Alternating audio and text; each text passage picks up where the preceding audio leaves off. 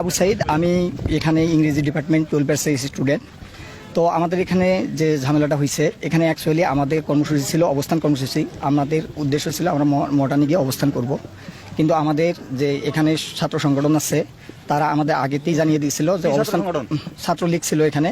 তো ওরা আমাদের জানিয়ে দিছে যে এখানে হচ্ছে আপনাদের অবস্থান কর্মসূচি করা যাবে না, আপনারা হচ্ছে পদযাত্রা করেন।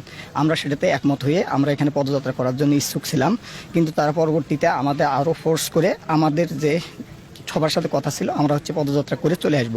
কিন্তু আমাদের যখন ক্যাম্পাসের গেটে যখন চলে গেছে তখন ছাত্রলীগ সহ বাকি স্যাররা যারা আছে তারা আমাদের হচ্ছে বাধা প্রদান করছে। স্যাররা অ্যাকচুয়ালি যখন সামনে আছে তখন পিছন থেকে এবং তাদের যারা তৃতীয় পক্ষ ছিল তারা স্যারের উপর আক্রমণ করে সেই দায় আমাদের সাধারণ শিক্ষার্থীদের উপর চাপানোর চেষ্টা করছে। এই রকম যে আন্দোলন থাকে সেই আন্দোলনগুলোতে বরাবরই ছাত্র তৃতীয় পক্ষ ঢুকে এবং সাধারণ শিক্ষার্থীদের উপর দায় চাপানোর চেষ্টা করে। তাই আমি আপনাদেরকে নিশ্চিত করতেছি যে এখানে কিছু করে নাই নাকি না, এখানে আমাকে ছাত্রলীগের সভাপতি আমাকে চর থাপ্পড় মারছে। এখানে উনি আমাকে নিজে স্টিল আমাকে থাপ্পড় মারছে। এখানে কথা হচ্ছিল আমাদের এখানে আমরা গত 9 দিন ধরে এখানে আমরা অনুষ্ঠান করতে সমাবেশ করতেছি। এখানে কোনো প্রকার আমাদের সাধারণ শিক্ষার্থী বিশৃঙ্খলা করে নাই, কিন্তু ওনারা আসার কারণে এই বিশৃঙ্খলা হয়েছে। এই দায়ভার সাধারণ শিক্ষার্থীদের না। আমাদের কি করতে চান এটা একটু জানতে চাই। আমাদের দাবি আমরা এখন বর্তমানে এক দফাতে পৌঁছাইছি, সেটা হচ্ছে সকল প্রকার অযৌক্তিক এবং সকল প্রকার অযৌক্তিক কোটাগুলো, বৈষম্যমূলক কোটাগুলোকে দূর করে প্রথম থেকে চতুর্থ